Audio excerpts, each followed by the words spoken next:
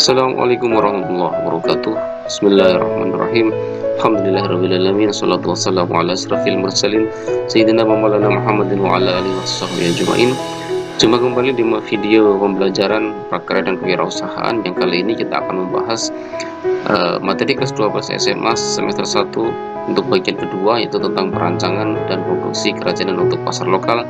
Bersama saya Marcel Sana Pendidikan dari SMA Negeri 1 Mentaya Hilir Selatan. Di bagian kedua ini, kita akan membahas secara spesifik terkait dengan bagaimana perancangan dan produksi dari sebuah kerajinan untuk pasar lokal. Jadi ada dua poin yang kita bahas, yaitu perancangan dan produksi kerajinan untuk memenuhi segmen pasar lokal. Terkait dengan proses perancangan produk, maka proses perancangan produk itu diawali dengan mencari ide produk, dengan curah pendapat, dengan mencari ide dari berbagai macam orang dari masyarakat terutama misalnya. Kemudian setelah mencari ide ini, kemudian dirasionalisasi, direncanakan, dibahas, ditentukan. Setelah kita ide-ide yang banyak tadi dibahas, kemudian dipilih salah satu atau dua dari rancangan produk tersebut seperti apa. Setelah didapat, kemudian dibikin namanya prototyping atau membuat studi model, bikin semacam market atau sebuah contoh produk.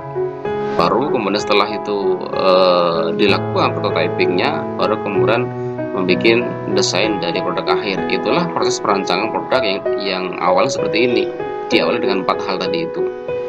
Nah, mencari ide produk dengan curah pendapat itu begini maksudnya, bahwa pada proses brainstorming atau curah pendapat tadi, setiap anggota kelompok itu harus membebaskan diri untuk menghasilkan ide-ide yang beragam dan sebanyak-banyaknya.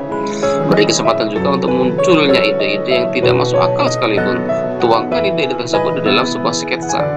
Kunci sukses dari tahapan brainstorming atau curah pendapat tadi itu adalah dalam kelompok itu adalah jangan ada perasaan takut salah. Setiap orang berhak mengeluarkan pendapat, saling menghargai pendapat teman, boleh memberikan ide yang merupakan perkembangan dari ide sebelumnya, dan jangan lupa mencatat sampai ide itu muncul. Semua ide yang muncul itu dicatat. Nah, kemudian yang kedua tadi prosesnya adalah rasionalisasi.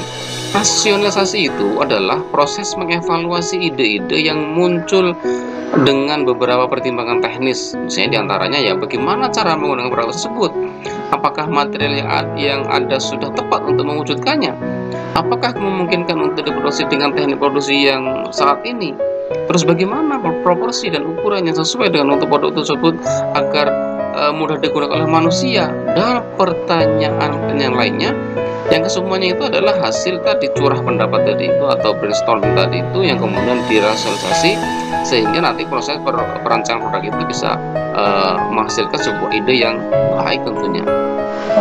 Nah, yang ketiga tadi prosesnya adalah prototyping atau membuat studi ya.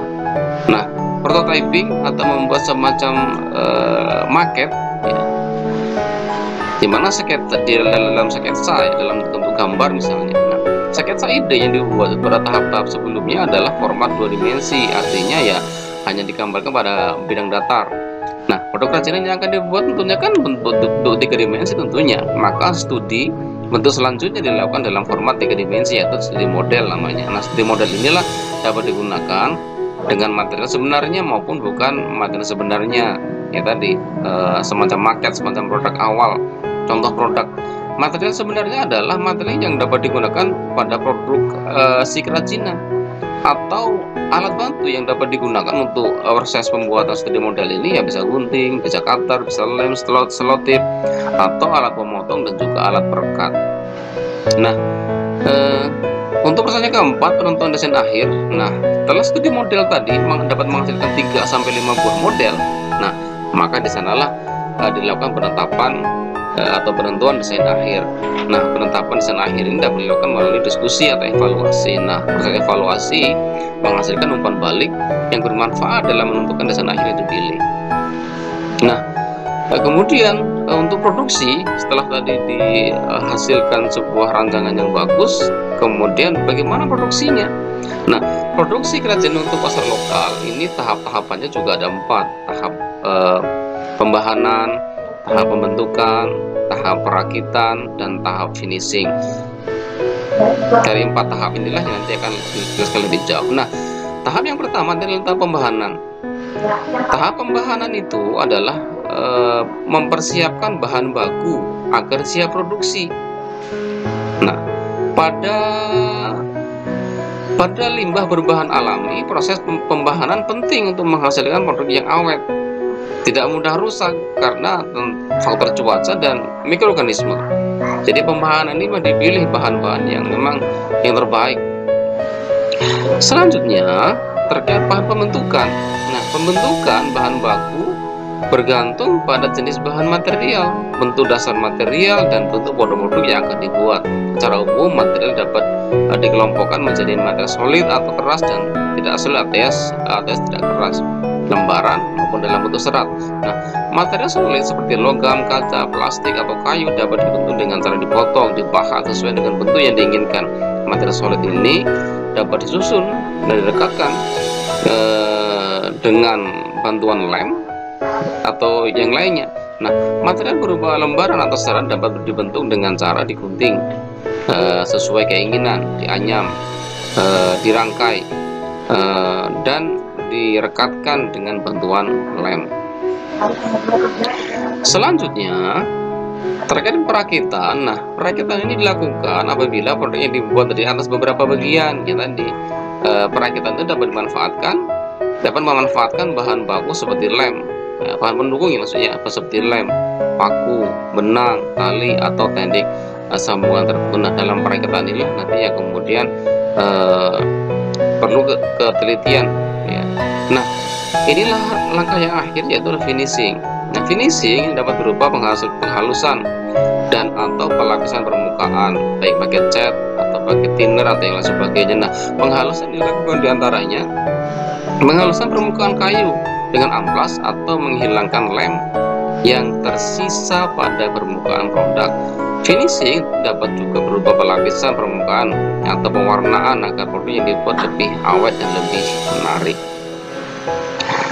Nah, bagaimana kemudian metode produksi dan keselamatan kerja? Nah, produksi itu dapat dilakukan dengan 2 cara, yaitu dengan metode tradisional dan metode modern. Kalau tradisional itu metode adalah satu orang yang melakukan setiap tahapan produksi, semuanya dilakukan satu orang. Kalau modern, pada tahapan modern ini satu orang hanya melakukan satu tahap produksi. Nah, itu ciri khasnya. Jadi ciri khas dari produksi modern dan tidak modern itu metodenya itu, kalau metode tradisional itu tahapannya dilakukan satu orang semuanya, seluruh tahapan. Kalau yang modern itu ya perbagian, satu orang hanya menangani melakukan satu tahap produksi saja. Dan metode modern ini sering juga disebut dengan metode ban berjalan, karena metode ini serupa dengan kegiatan produksi di pabrik yang menggunakan mesin ban berjalan atau conveyor. Selanjutnya, terkait metode produksi yang lainnya adalah kelancaran produksi.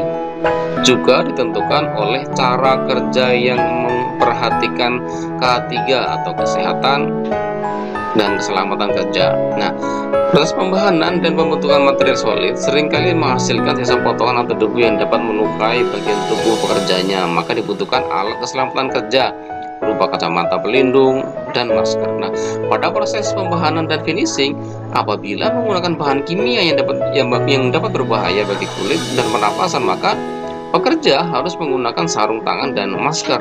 Selain alat keselamatan kerja, yang tak kalah penting adalah sikap kerja yang rapi, hati-hati, teliti, dan penuh konsentrasi. Itulah salah satu metode dari keselamatan kerja tersebut. Nah, terakhir adalah kemasan. Fungsi kemasan bagi produk itu tentu penting.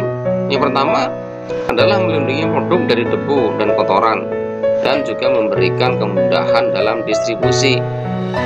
Nah, terkait dengan melindungi dan kemasan, bahwa kemasan yang melekat pada produk itu disebut juga misalnya kemasan primer. Ada juga kemasan sekunder, yaitu berisi beberapa produk primer yang berisi produk. Ada juga kemasan untuk distribusi yang disebut dengan kemasan tersier. Jadi kemasan itu ada yang wajib, ada yang sekunder, ada tersier tadi. Nah, untuk kemasan primer, produk ini berfungsi ya untuk melindungi produk dari benturan dan kotoran, menampilkan daya tarik dari produk kerajinan, kemudian kemudian material kemasan untuk melindungi dari kotoran yang dapat berupa lembaran plastik atau kertas. Selanjutnya, kemasan tersier tadi itu untuk berfungsi ya untuk memberikan kemudahan untuk distribusi dari tempat produksi ke tempat penjualan ya, misalnya kardus dan sebagainya. Nah, tidak semuanya produk kerajinan membutuhkan kemasan primer, namun setiap produk membutuhkan identitas. Identitas yang dimaksud ada misalnya lah stiker atau selubung karton yang berisi nama dan keterangan serta menggambarkan karakter yang sesuai dengan target sasaran. Nah, produk fungsional dibutuhkan keterangan bagaimana cara penggunaan produk tersebut. Nah, keterangan cara penggunaan inilah yang dapat dituliskan atau digambarkan pada label dari sebuah produk. Saya pikir itu pembahasan kita pada video kali ini. Moga-moga bermanfaat. Terima kasih atas perhatian dan mohon maaf atas kekurangan. Billahi taufiq wal hidayah. Assalamualaikum warahmatullahi wabarakatuh.